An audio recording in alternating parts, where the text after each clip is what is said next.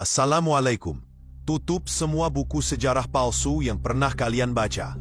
Kunci pintu rapat-rapat dan siapkan jantung kalian untuk mendengarkan sebuah kisah nyata yang sangat mengerikan, sangat berdarah, dan sangat memalukan yang telah disimpan rapat-rapat di dalam gudang bawah tanah Vatikan selama 2000 tahun lamanya.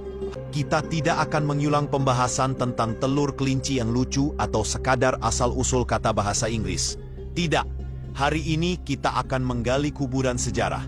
Kita akan mengangkat tulang belulang jutaan manusia yang dibantai, disiksa dan dibakar hidup-hidup hanya demi memaksakan sebuah perayaan yang hari ini dirayakan dengan nyanyian riang gembira di gereja-gereja seluruh dunia. Pernahkah kalian melihat wajah-wajah suci para pendeta yang berkhotbah di mimbar pada hari Minggu Paskah? Mereka berbicara tentang cinta kasih, mereka berbicara tentang pengampunan dosa, mereka berbicara tentang kemenangan terang atas kegelapan. Tapi mereka tidak pernah berani menceritakan kepada jemaatnya bagaimana sebenarnya Paskah itu dibentuk.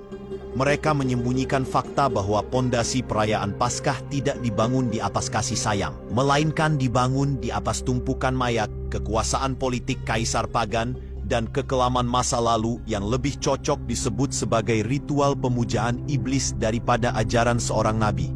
Siapkan mental baja kalian, wahai umat Islam. Karena setelah kalian mendengar fakta historis yang akan saya muntahkan detik ini juga, kalian tidak akan pernah lagi bisa melihat salib atau perayaan Paskah tanpa membayangkan bau amis darah segar yang menetes dari sejarah mereka. Saudaraku yang berakal sehat, mari kita mulai dengan kebohongan pertama yang dijejalkan ke otak miliaran manusia, bahwa Paskah adalah tradisi asli murid-murid Yesus. Ini adalah kebohongan historis yang sangat menjijikan. Fakta sejarah yang tercatat rapi di dalam literatur kuno menunjukkan bahwa pada abad-abad pertama setelah Yesus, Nabi Isa Al-Masih diangkat ke langit, murid-murid aslinya sama sekali tidak merayakan hari Minggu Kebangkitan. Dengarkan baik-baik, pengikut awal Yesus di wilayah Asia Kecil yang dipimpin oleh murid-murid seperti Yohanes, mereka merayakan hari peringatan bersamaan dengan tradisi Yahudi, yaitu perayaan Paskah Yahudi atau Pesah pada tanggal 14 bulan Nisan dalam kalender Ibrani. Perayaan ini bukan perayaan kebangkitan. Ini adalah perayaan pembebasan Bani Israel dari Mesir. Mereka berpuasa dan berdoa, tapi tidak pernah menjadikannya sebagai pesta kebangkitan di hari Minggu. Kelompok ini dikenal dalam sejarah gereja sebagai kaum Quartodeciman, orang-orang hari ke-14. Lalu bagaimana bisa berubah menjadi hari Minggu Paskah seperti sekarang? Disinilah awal mula kudeta rohani dan pertumpahan darah itu dimulai. Gereja di Roma, ibu kota kekaisaran penjajah yang penuh dengan kesombongan dan kebanggaan rasial, tidak sudi menyamakan perayaan mereka dengan orang-orang Yahudi. Uskup Roma pada akhir abad kedua yang bernama Paus Victor pertama dengan arogansi tingkat dewa mengeluarkan dekrit untuk memaksa seluruh gereja di dunia agar merayakan Paskah pada hari Minggu. Kenapa hari Minggu? Karena hari Minggu, Sunday, adalah hari pemujaan dewa matahari bagi orang-orang Romawi pagan.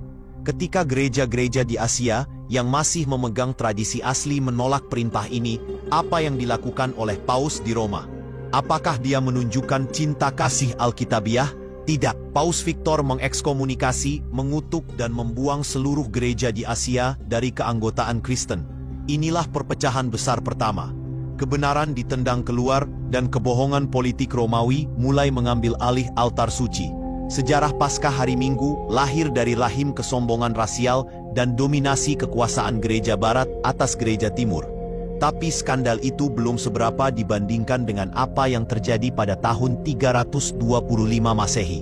Catat tahun ini dengan tinta merah darah di otak kalian. Tahun 325 Masehi.